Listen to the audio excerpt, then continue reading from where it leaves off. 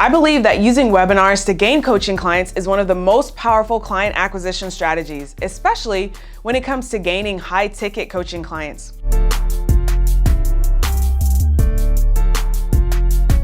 Now, when I first started my coaching business, I started with no list. I reached out to a friend and asked if we could host a joint webinar.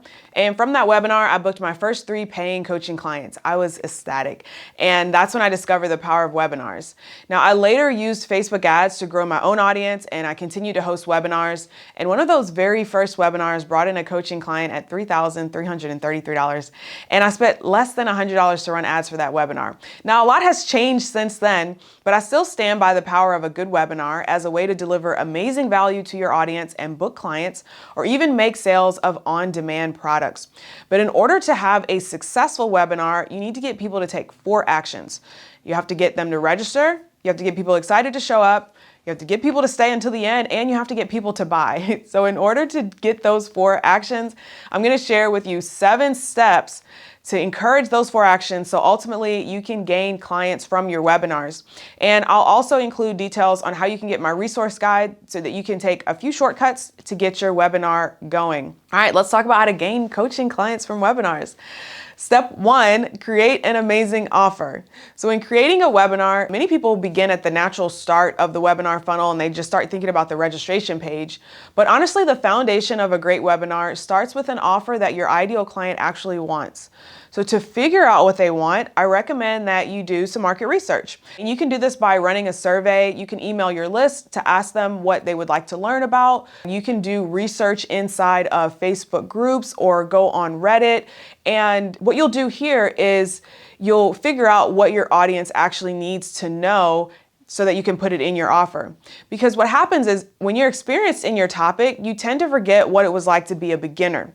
And creating a survey and doing this market research helps you reconnect with that beginner version of you. Now, you can also create mini polls inside of your own Facebook group by asking poll type questions that have 3 or fewer options. You can do that on your personal page. And once again, you can do research also using like Facebook groups or LinkedIn groups. All right. Step 2 to gain coaching clients from webinar is create the webinar and the pitch. So now that you know the struggles of your ideal client and you've got your offer, you can begin creating the webinar. Now, crafting a compelling webinar is really just taking your ideal client on a journey through their fears, desires, struggles, and doubts. And your webinar must do a couple things, which is encourage their dreams, justify their failures, allay their fears, confirm their suspicions, and help them throw rocks at their enemies. And people will do anything for those who do those things with them. And that's a quote from Blair Warren. Now, if you structure your webinar the right way, you won't really have to do much convincing when it's time to pitch your offer. And your webinar has really done the work by including those testimonials and the stories to speak to the buyer. Now, I like to use what I call my anti-webinar formula because it's an easy template to create a persuasive webinar.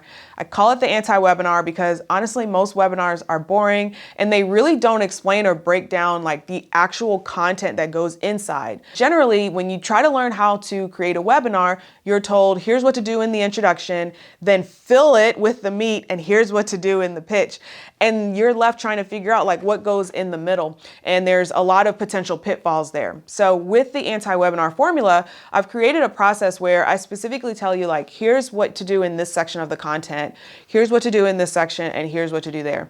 Now, if you'd like to see exactly how it creates webinars in less than 20 minutes, I've included that training as well in the resource guide, and I'll leave the link in the description. Step 3 to gain coaching clients from webinars is to create the webinar registration page. Now, a highly converting webinar landing page must include these 3 elements. And when I say highly converting, we're thinking about 30% or better. And that includes a compelling title that encourages curiosity for the topic, the date and time of the webinar, the host and the host credibility, which ideally will be you, and also what's going to be covered during the training while maintaining curiosity at the same time, as well as a registration button. Now, the registration page should then initiate an automatic email that goes to the client's or the registration email address. And we'll talk a little bit more about emails as we continue on. But let's move on to step 4 of the 7 steps to gain coaching clients from webinars. Step 4 is to create the webinar ad. So the typical question that I get when I suggest to create an ad is, okay, how much should I spend? What's a good budget? And the answer when it comes to questions like this is usually it depends, right? So if this is your first time running a webinar, I actually recommend that you just budget for about one sale. So if you're selling a digital product that's around $197, your total ad budget would be $197. And so if you create the webinar properly, you should get, for $197, you should get at least 100 people registered, if 50 to 100 people registered. And with that, ideally you'll get about one sale, and that will cover your costs to acquire those webinar registrations. And remember that you're not just getting that sale, but you're also getting all of those new potential buyers, which maybe you host your webinar again and you email that same list again. Now, obviously the cost per registration is going to vary based on your industry, where you're targeting, what ad platform you're using, if you're running TikTok ads, Facebook ads, Pinterest ads, and so on and so forth. So inside of the resource guide, I've provided a webinar registration sheet so that you can change the numbers and determine how much you can or should budget per webinar registration. All right, let's move to step 5. Send emails to keep engagement high. So unless you're running a top of the hour automated webinar, you should expect show up rates to be under 70%, and they can even be as low as 20 or 30%. To increase the number of people who show up, I recommend sending at least 4 emails to your registrants. Email 1 should be sent automatically as soon as they register. So in this email, you remind them what they register for, what you plan to cover, and you want to start with getting like a little bit of reciprocity and ask them to reply back with what they would like to learn the most, or even what about your topic seems difficult for them. Remember, just one question. Then we've got email 2, and these are minimum number of emails. So depending on how far out your event is, you might have other emails in between email 1 and email 2. But for email 2, this email should go out the morning of or the day before.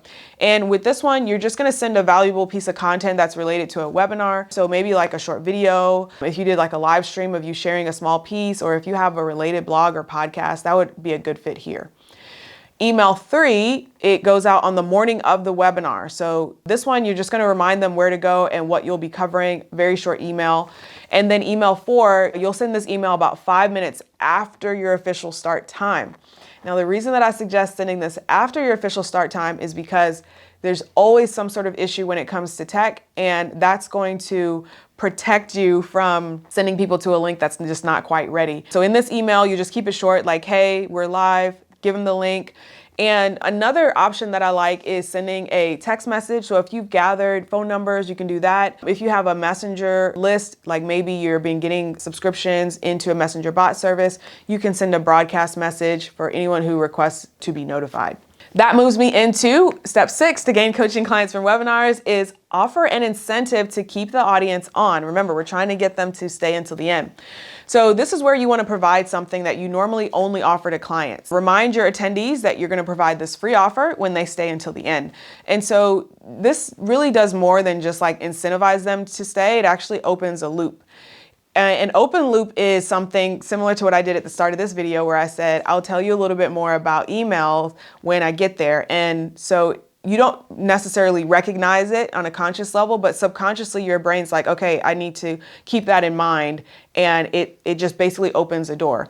And that's what you'll end up doing in your webinar. So the incentive can be something like a template, a cheat sheet, checklist. Really, the best thing is one that's like in line with the training. And when you do a congruent incentive like this one, it provides the next logical step in the attendee's mind, and it rewards those that are truly interested in making your training work.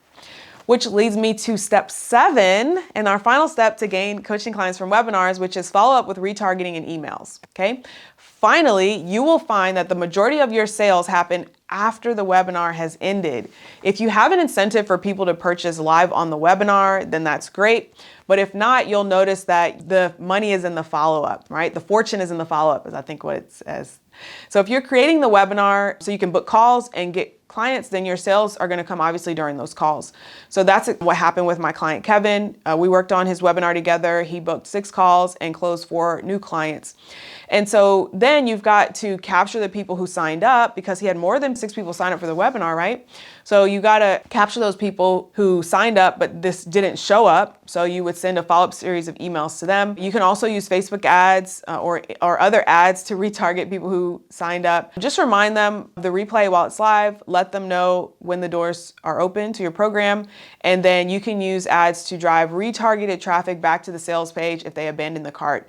Now, this is just one piece of a successful strategy to book coaching clients, because when you pair a webinar with a 4-step marketing funnel, you can systematically book clients. And if you'd like more details on how it's done, then you're going to watch this video here where I talked more about how to set up a 4-step client gaining system.